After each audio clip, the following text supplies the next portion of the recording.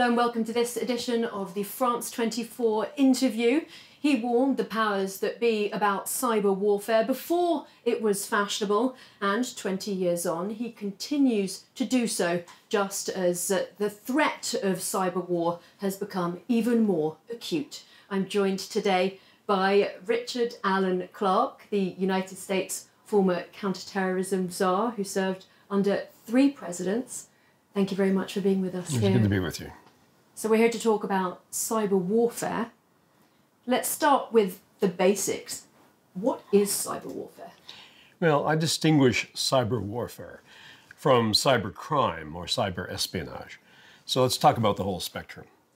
Cyber crime is obviously criminals using computers and networks to steal money, steal your credit card number, steal information. Cyber espionage is governments stealing information. Cyber war is different. It's the destruction in the real world of physical objects, or the damage or disruption. So damage, disruption, destruction of real things in the physical world by computer command.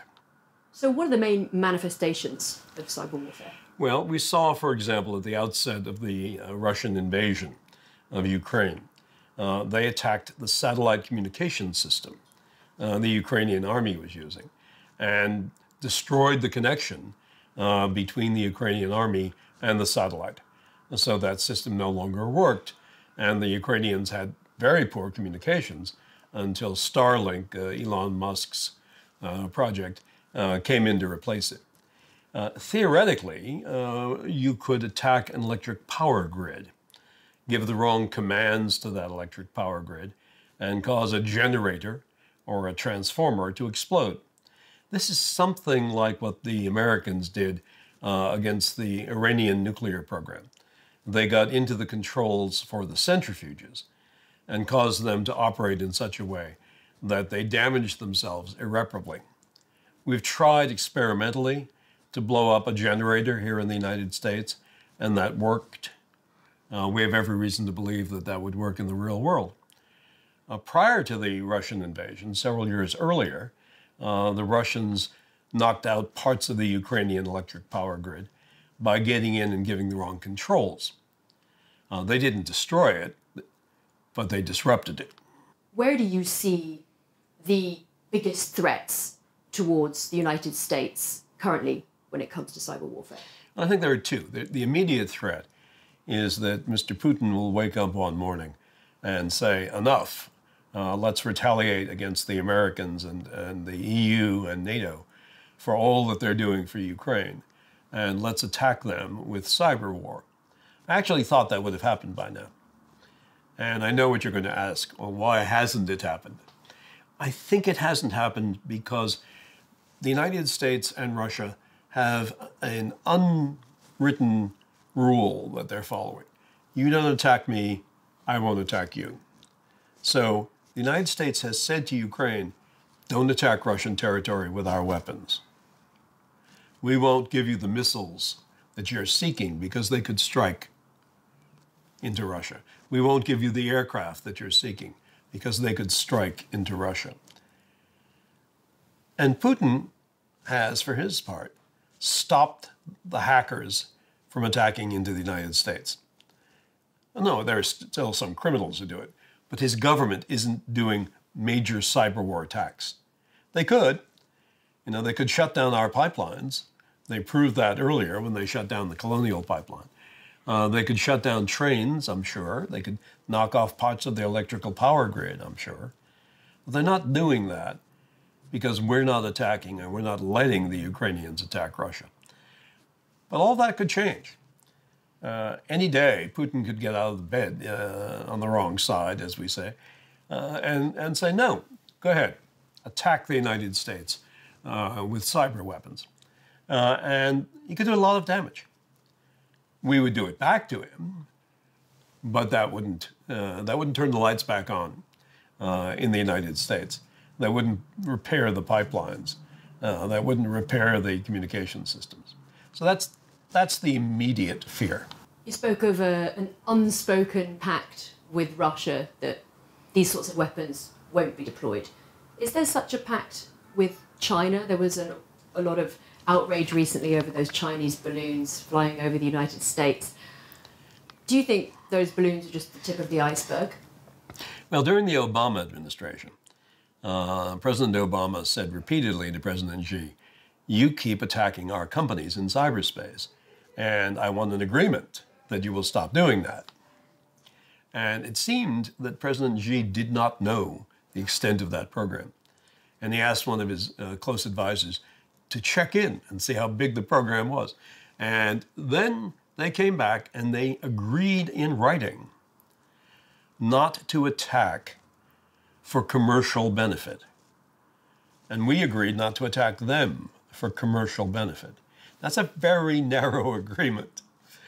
But what it says is, you can spy on us, but you can't steal our secrets and give it to your companies. But even that agreement only lasted about a year and a half, and then the Chinese were violating it. And the geopolitical situation has evolved significantly since then. What is the likelihood of there being a full-on cyber war at some point with China? Now, I don't think there's ever going to be a cyber war between two nations in the absence of a conventional war. Cyber war could be the first step, the first few days of a conventional war, a normal war, a traditional war. But I think cyber war totally divorced from a traditional war, I don't think will happen. Because if let's say, China were to attack the United States in cyberspace and do significant damage, we wouldn't just respond in cyberspace. The Pentagon has said publicly many times that if the United States is attacked in cyberspace and the damage is significant, we reserve the right to respond in traditional ways. In other words, bombs, missiles, ships, airplanes. And I think China knows that. So China is not going to begin a cyber war unless it's ready to fight a traditional war. And what do you have to say about some of the cyber weapons that we've seen evidence of in recent years? For example, cyber tools like Pegasus. There are private companies. Many of them are Israeli. Many of them are Indian. Pegasus was an Israeli company, a private company, which invented a way of getting into an iPhone without your clicking on a link, without your downloading, without your being phished, as it were.